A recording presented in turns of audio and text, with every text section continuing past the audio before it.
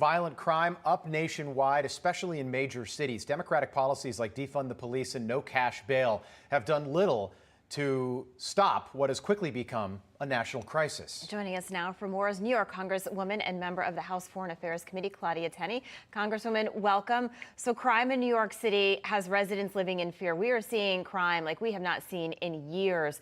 You think the state's bail reform is to blame. Talk to us more about that.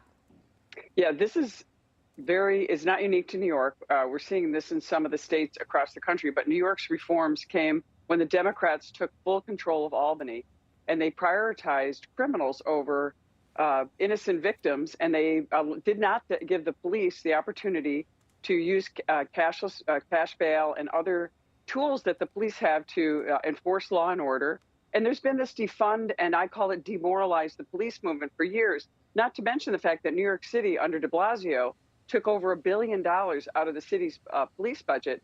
And a lot of things have been taken away from the police, particularly in New York City. And the first thing Kathy Hochul did was say, "Oh, we've got to restrict guns. We've got to go after stricter guns." And now Mayor Adams is creating gun-free zones in direct conflict with a recent federal court judge, Justice Sotheby's decision that upheld the law that was signed by the Supreme Court, giving people the right to keep and bear arms, regardless of where they are, in sensitive spaces as created by Kathy Hochul's law, were deemed invalid by this judge. And so we're going to fight this out. But there is a clear standard. We have the right to keep and bear arms. Giving criminals all the right, which they're not going to comply with, and just handcuffing our citizens is not going to make the streets more safe. Yeah, the policies are odd, but the question is, how does this affect the way people vote in 27 days in the midterms? Because if you want change, well, you've got to vote for Republicans, because Democrats are the ones that have gotten us to where we are right now after 20 months of Joe Biden. How big a role do you think this plays in the midterms? Does this outweigh in people's minds maybe an issue like abortion?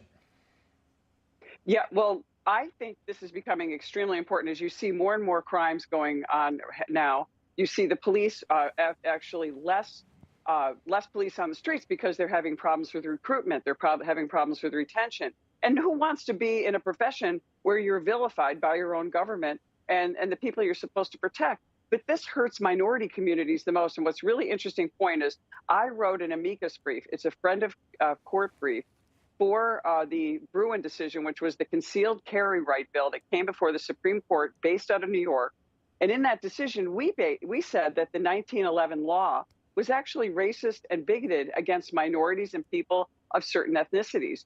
Justice Thomas talked about this in his decision, and even the far left, and I would call them far left or left-leaning, Legal Aid Society, the people that help people who are the poorest in our communities, deemed that this gun law, this Supreme Court decision overturning New York's concealed carry law, which was against concealed carry, actually was a reinstatement of full Second Amendment rights for people of color. And this was considered a win for civil rights. So now everyone has Second Amendment rights, and Kathy Hochul and Governor Adams have taken these rights away, and our communities are even less safe.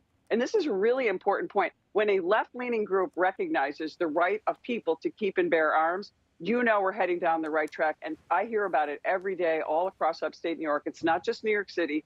It's all across the New York State. These are statewide laws. They're not just city laws. Yeah. Creating a gun-free zone in Times Square is going to be a disaster for residents. I wouldn't go in there not knowing that there's somebody that's not concealed carrying, a good citizen that might help or save lives at some point.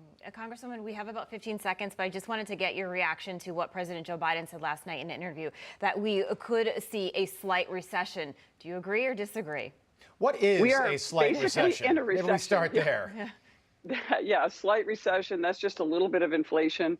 Look, we have inflation. We're seeing a recession. They are not doing anything to change their policies to stop this from happening. We need to go back to cutting taxes, reducing regulations, releasing our energy policy so that we have abundant, reliable energy. As we head into winter, it's only going to be more grim for people if they don't change course.